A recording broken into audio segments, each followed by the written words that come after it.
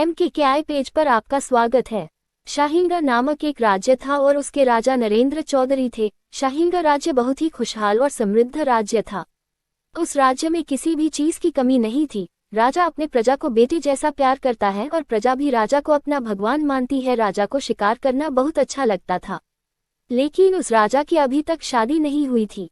राजा को रोजाना कई राजकुमारियों के रिश्ते आते, लेकिन उन राजकुमारियों में से राजा को कोई भी राजकुमारी पसंद नहीं आती। राजा से एक दिन मंत्री ने राजा से पूछा कि महाराज, आपको कैसी राजकुमारी पसंद आएगी? तो राजा बोला, मुझे ऐसी लड़की पसंद है जिसे मेरी दौलत से प्यार न हो, नहीं इस महल से, और वह दिल की साफ होनी चाहिए और प्रजा को अपने बेटे जैसा मानती हो ऐसी चाहिए। मंत्री थोड़ा मुस्कुराए और बोले, आपको ऐसी लड़की खुद ढूंढनी पड़ेगी, और वह भी एक गरीब आदमी बनकर। राजा मंत्री के सुझाव से अति प्रसन्न हुए और बोले, ठीक है, मैं काल से ही ऐसी लड़की को ढूंढना चालू करता हूँ। राजा गरीबों जैसे पोशाक पहनकर निकल पड़े अपनी मंजिल की तलाश में। इस बीच उन्होंने कई लड़कियों से मुलाकात की, लेकिन उन्हें कोई भी लड़की पसंद नहीं आई।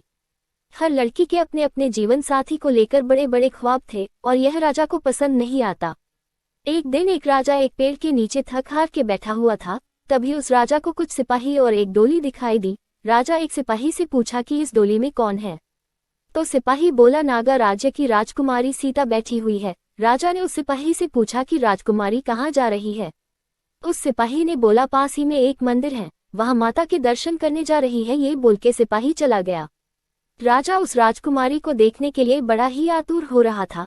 राजा ने उस राजकुमारी की डोली के पीछे पीछे चलने लगा और जब मंदिर आया तो राजकुमारी उस डोली में से उतरी। राजा ने जब राजकुमारी की पहली झलक देखा तो उस राजकुमारी के ऊपर लट्टू हो गया और राजा राजकुमारी को टुकुर टुकुर देखता ही रह गया। राजा सोचने लगा कि यह राजकुमारी मेरे मन मुताबिक है या नहीं। तो राजा ने राजकुमारी से जाकर कहा, मैं शाहीनगढ़ राज्य का राजा हूँ, क्या आप मुझसे शादी करेंगे? लड़की ने मना कर दिया और वहां से चली गई। राजा को ये सुनकर बहुत अच्छा लगा कि राजकुमारी को मेरे दौलत और महल से प्यार नहीं है। राजा ने फिर उस राजकुमारी का पीछा किया और उसके राज्य जा पहुंचा।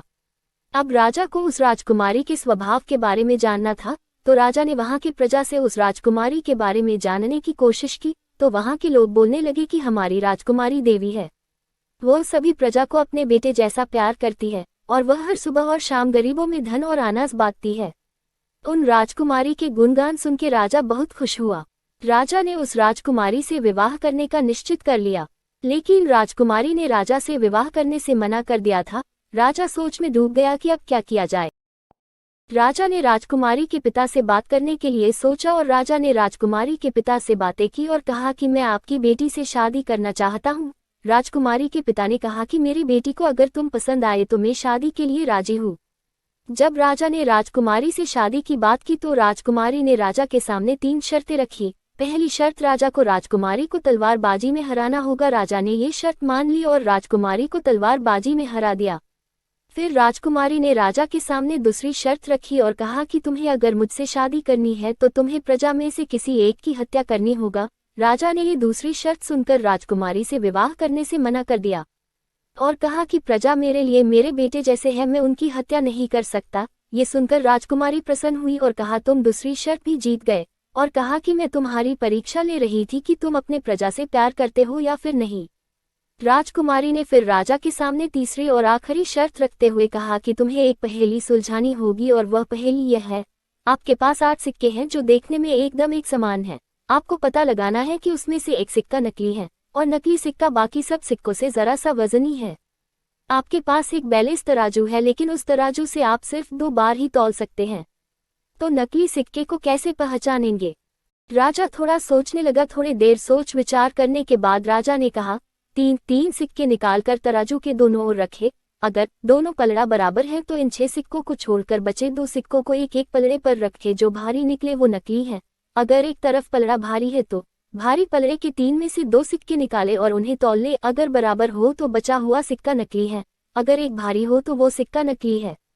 ये सुनकर राजकुमारी ने कहा कि सही जवाब और शादी के लिए राजी हो गई। राजा ने राजकुमारी से शादी कर ली और उसके साथ अपना जीवन हंसी खुशी बिताने लगा। आपको ये कहानी अच्छी लगी हो तो वीडियो को लाइक, शेयर करें और MKKI पेज को फॉलो करें। धन्यवाद।